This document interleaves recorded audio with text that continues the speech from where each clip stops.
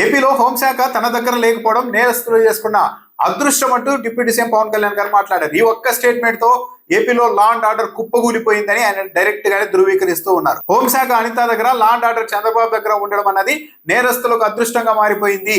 నేరస్తులకు ఈ రాష్ట్రం స్వర్గధామంగా మారింది. అదే నా దగ్గర హోంశాఖ ఉండి ఉంటే ఇంకోలా ఉండేది. లా అండ్ ఆర్డర్ కూడా నా దగ్గర లేదు. ఇకపైన చంద్రబాబు నాయుడు గారికి కూడా చెప్పకుండా డైరెక్ట్ గా పనిచేసుకుంటూ వెళ్తానని పవన్ కళ్యాణ్ గారు చెప్పారు. సరే, పక్క శాఖల్లో పరిస్థితి మీద మాట్లాడుతున్న పవన్ కళ్యాణ్ గారు మరి తాను ప్రాతినిధ్యం వహిస్తున్న, బాధ్యతలు తీసుకున్న శాఖల్లో ఏం జరుగుతోంది, మరి ఆ శాఖల గురించి కూడా టీడీపీ వాళ్ళు ఇలా మాట్లాడితే పవన్ కళ్యాణ్ గారు ఏం చెప్తారు సమాధానం? పవన్ కళ్యాణ్ పర్యావరణ, అటవీ శాఖ మంత్రిగా కూడా ఉన్నారు.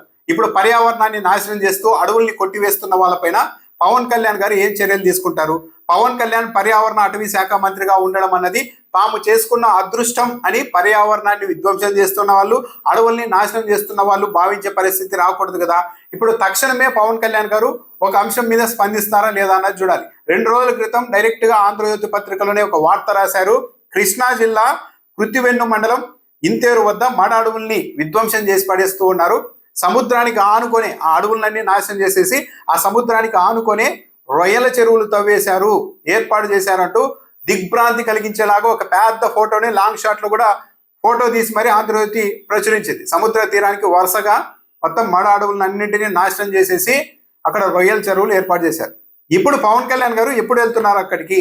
ఆ చెరువుల్ని ఎప్పుడు ధ్వంసం చేయిస్తారు?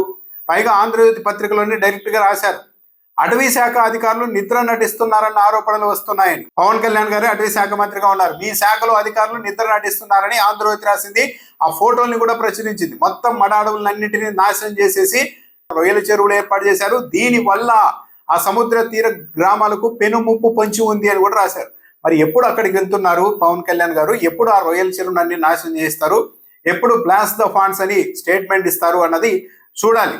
పవన్ కళ్యాణ్ గారు పర్యావరణ శాఖ మంత్రిగా ఉన్నప్పటికీ కూడా ఈ రాష్ట్రంలో కొన్ని వందల కొండల్ని విపరీతంగా తవ్వి తోలేస్తూ ఉన్నారు. విశాఖపట్నం లాంటి చోట, విశాఖపట్నం నగరానికి పర్యావరణ పరంగా చాలా కీలకమైన కొండల్ని కూడా విధ్వంసం చేసి పరేస్తూ ఉన్నారు.